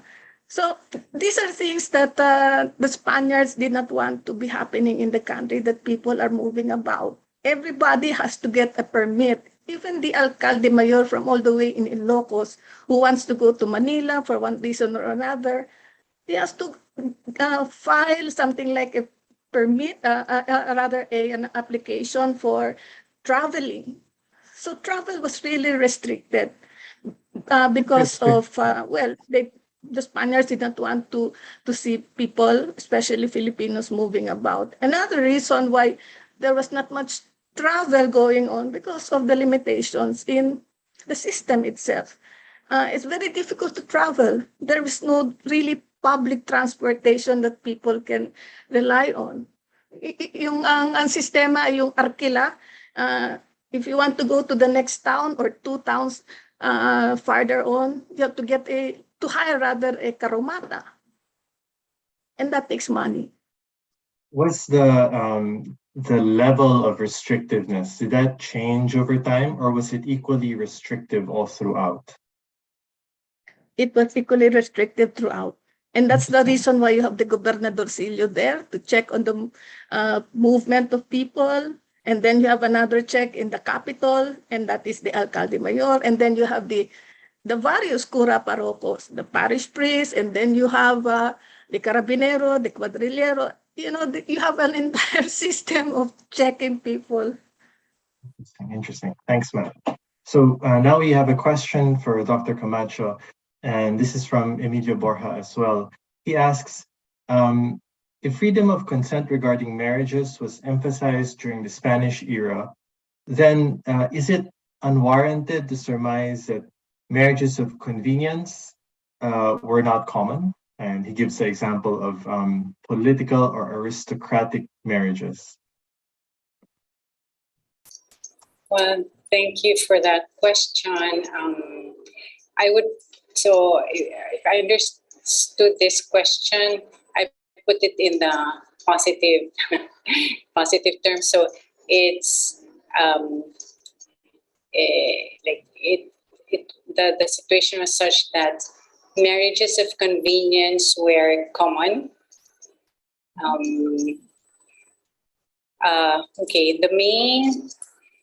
Usually the main, I've gone through cases of matrimonial cases, and one of the major causes of people complaining about either the betrothal or the marriage was they had not wanted that marriage in the first place. They knew it was a requirement for a valid marriage. So whether they were sincere about it or not, that requirement was very clear to them.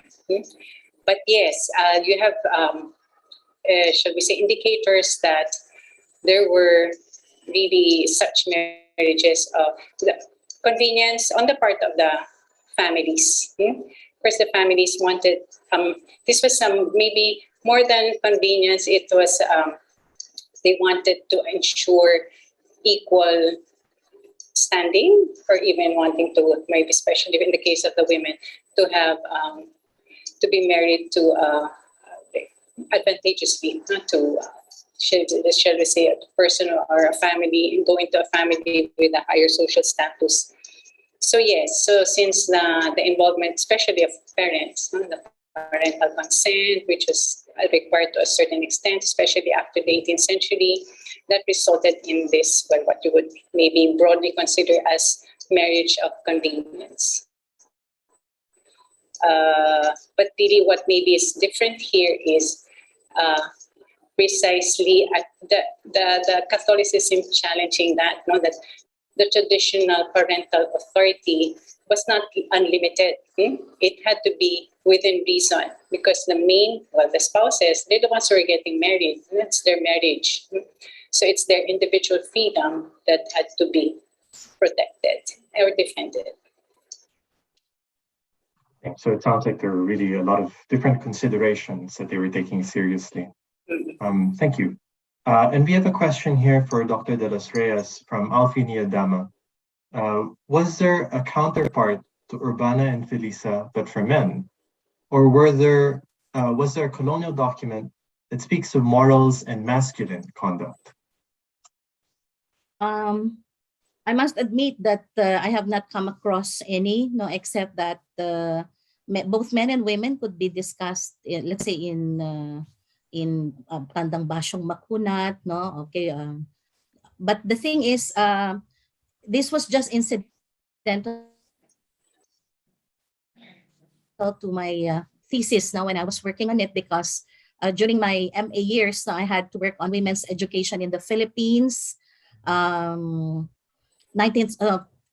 century, no?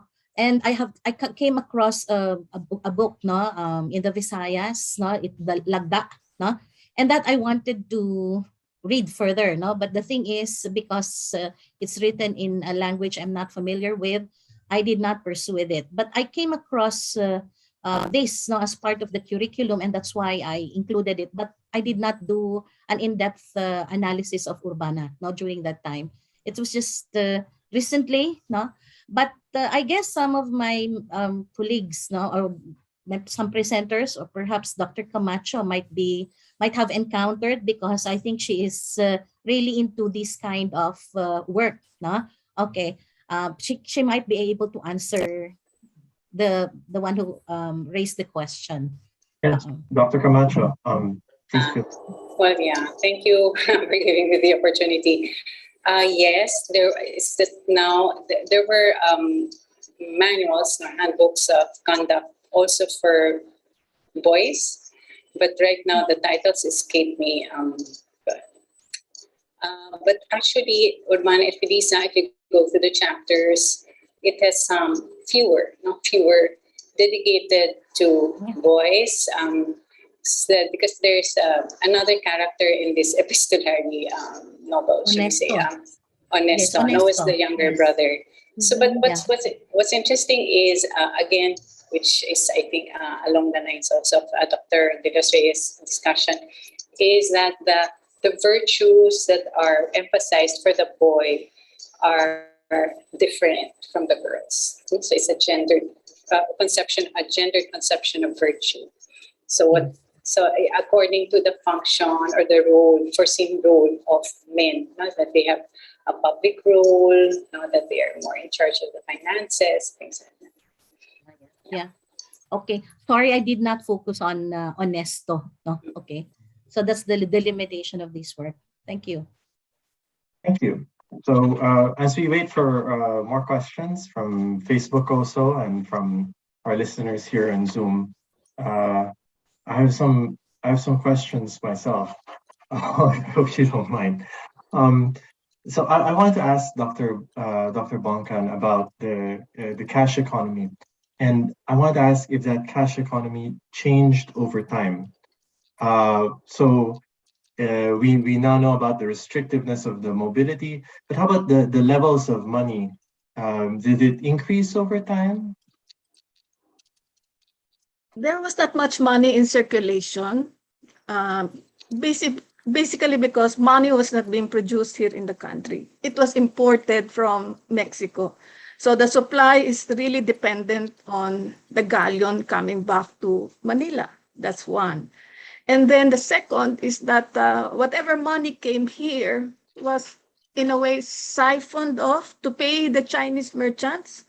Anyway, for the galleon trade merchandise, because the Spanish merchants here in Manila purchased their the goods to be brought to Acapulco from the Chinese merchants. So when the galleon returns, that's the time when the Spanish merchants will pay the Chinese. And so the money leaves the country and goes to China. The third problem there is whatever money remains is in large denomination. Basically because the merchants in Mexico will not pay in small denominations. Usually pag nagbabayad ka ng mga pamili, yung malalaking pera, no? Because this is meant for payment. It is not meant for circulation. So generally, the money economy existed in Manila, in the larger towns, the cabecera, the capital. But in the in the pueblos, the farther they are from the capital, the lesser money in circulation. So basically, the people retain their usual way of exchanging goods. For a time, during the tobacco monopoly, for example, cigars in the rural areas can be used as money to purchase basic goods. So circulation wasn't the priority, no? So other modes of currency were adopted. So Dr. Rodriguez, you're raising your hand. You have a response as well. Just to say thank you to the others panel speakers more, because it is a reflection when you speak of, for example, Spanish colonization and reduction, and especially the laws and Christianization.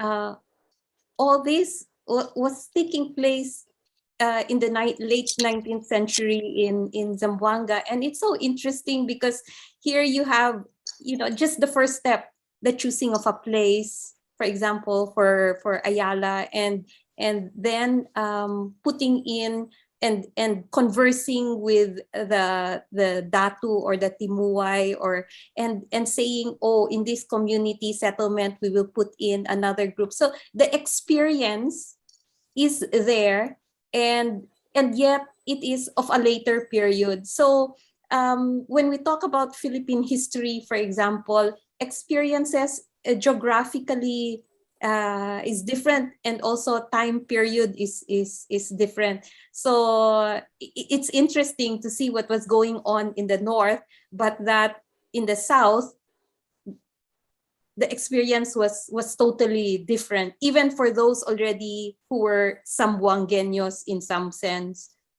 There were influences and all, but the experiences in some way, even the draconian rule of the reduction process, the way the Subanen really reacted most times was just to move upriver. And there's a genealogical narrative that was given where he says, from Dumalong, we went to this place, and how they moved through time, through different areas. So perspective of the Subanen also of history is quite different, because theirs is written in the landscape, which is different from the Spanish period. So and events as well. So for example, the killing of a missionary priest in Shokon, a Jesuit priest in Shokon, has one perspective from the Jesuit letters. Oh, he's a martyr. He was killed. He was, but from the Subanen narrative, they said, oh, this person was like forcing us and was thinking of making us slaves. So different perspectives on one particular event. So it's interesting that we have that narrative of the Subanen. That's all. Thank you. Thank you. So we have a question here for Ma'am Chat from Facebook. This is from EJ Bolata. He is asking, my question is about what happened or may have happened beyond the text. As Father de Castro pointed out, forms of deviance to be avoided by women, was it implied that there were many deviant women or deviant acts done by women during the period concerned? Or were these forms of deviance only imagined or exaggerated by the author? Thank you, EJ. This is the nth time that EJ and us and I have been in touch with each other. So, well, my answer to that, EJ, is it depends. No, but we can see that first and foremost, the epistolary or this work, a book on decorum, has had its influence. Whether it's considered to be, well, it depends on the eye of whoever is reading it, because it could be considered as a representation by some, or others would consider it as a misrepresentation of values. Now, the fact that it was taught not to schools even beyond the 19th century, 20th at that, even until the mid 20th century, is indication that they see positivity in upholding some of these virtues, which Father Modesto de Castro might have imagined himself, and in fact it is a discourse in itself, the fact that a male figure, a person in authority, giving this kind of directive to women, and in fact even between Urbana and Felisa is already a discourse in itself.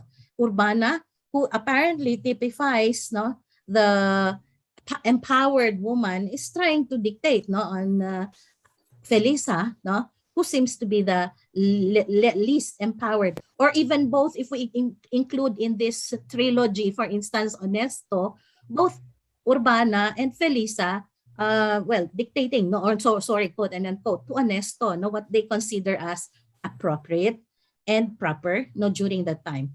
However, if we take a look at it from another perspective, we can say that it's a period when anti-clerical reactions were already coming up. Libertarian ideas were already being introduced in the Philippines during this time, and that's the reason why one way to pacify these people in the pueblo, especially women, and these come from the upper echelon of society, middle class and upwards, is to teach them these manners. It's a way to suppress, nonetheless, these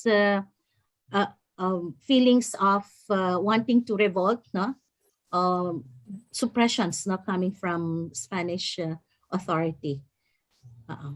So that's how I see it. I don't know if I have answered your question. So again, if it's a deviant behavior or not, I think it depends on how the reader would see it. Because students, when I taught History 114, that's cultural history of the Philippines, which I presented this idea. Sometimes students nowadays get surprised that this thing ever existed.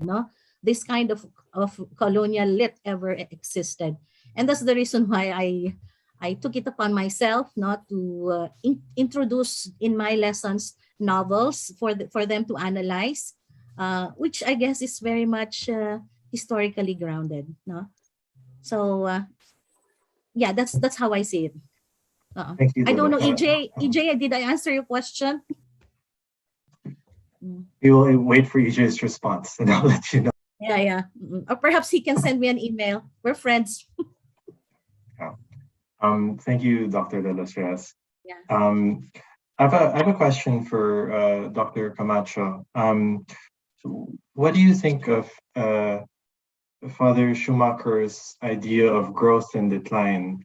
Much of what you described seems to be in the maturation of the church period of section of his periodization. Would you agree with the description of the decline of the church that he describes for the 19th century,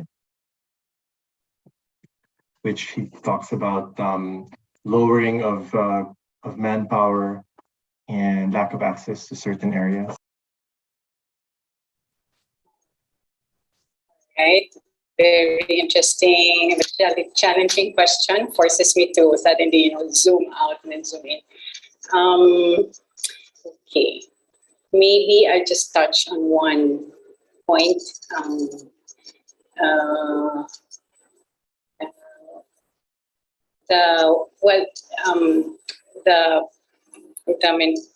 Shall we say, the mentality of the missionary of serving both majesties, right? The divine majesty and the earthly majesty, so the temporal and the ecclesiastical or spiritual. So this dual role, I think, was there from the beginning. That's in the concept of this colonialism. Because you see this all throughout in the chronicles. And that drove, at least those the genuinely zealous missionaries We cannot, shall we say, discount that there were, even in the early period, that there were some who were not, shall we say, so faithful not to their given mission. So yes, no, that would be the period of growth as seen in the shall we say, the growth of the reducciones, the towns, no, the areas that became more intensively Christianized. So by the 18th century, we have them pretty much all over at least Luzon, but the Visayas had to contend with the constant attacks from the south. Maybe now going to the 19th century, which Father Schumacher will describes or considers as a decline. I think that the difference there is precisely because of the persecuted situation of the religious orders in Spain and in Europe in general, because of the liberal, the anti-clerical movements there and ideologies, made them more, shall we say, conscious of being agents of the state. In fact, they were given, very specific, should say, functions. What before they had, more or less, they had carried out because they had to put up a pueblo, they had to instruct the people not only in religion but also maybe in literacy. The Spanish way. By the 19th century, these were like official functions. So in a sense, they became more like state functionaries. I think that had an effect, on the more the religious functions. So that sense of obligation, and but at the same time, they're really being caught between the devil in the deep blue sea, because they were persecuted. Actually, in Spain, they were just allowed here because they were very convenient. This time, really for the state, convenient instruments of, shall we say, control. I think that really affected even the self-perception of these of the religious ministers. Interesting that there's this increased consciousness of being officers of the state or involved in the state. Yes, yes. We have a question here from Lizette Ong. This is a question for Dr. De Los Reyes. Because women were trained to be good homemakers and housewives, then is the importance for cleanliness in the stairway, kitchen, and bed, would there be any symbolism in the minds of the women about these parts of the home that developed?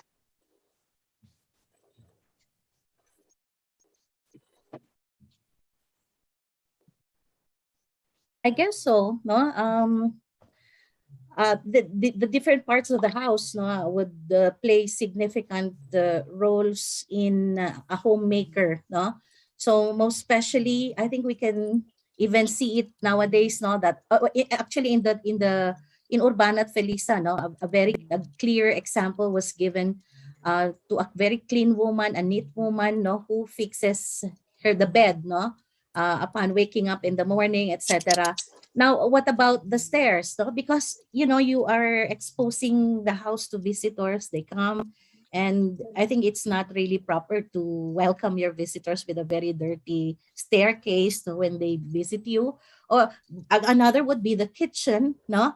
Of course, it mirrors the cleanliness of the home, where rodents or cockroaches should not be present, although that was not mentioned in the text itself. No, but I think if let's say I intend to come up with another theory, to come up with an interpretation of what cleanliness meant, during the colonial times, then we can perhaps discuss this. But I think it would resonate even to values we hold dear up to the present, as to what we consider as clean, no? Neat, spick and span, no? So it will also be seen in the way women should carry their dress, no? The way they dress up, and cleanliness also, not only in the household, but also in the words that they utter, no? And in the, of course, behavior that they exude whenever they face people, no? So it would be unclean if we tend to be more flirtatious or coquettish, no? Okay, so these things, no, I mean, the younger generation would not understand, but this is actually extending beyond the physical features of the home, no, to the human body, to the woman's body in itself, where cleanliness can also extend, no? That would be a very interesting question to explore. There's still more questions, but we've extended quite a bit and we're out of time. Thank you to our speakers for your presentations, and thank you for the audience for joining us with your questions and your presence. We will close the third session 3 this morning, and we will take a break for lunch, and we will resume with session 4 at 1 p.m. So thank you again, everyone. Thank you. Thank you very much. Thank you. Thank All you. right, have a good Thank you. afternoon.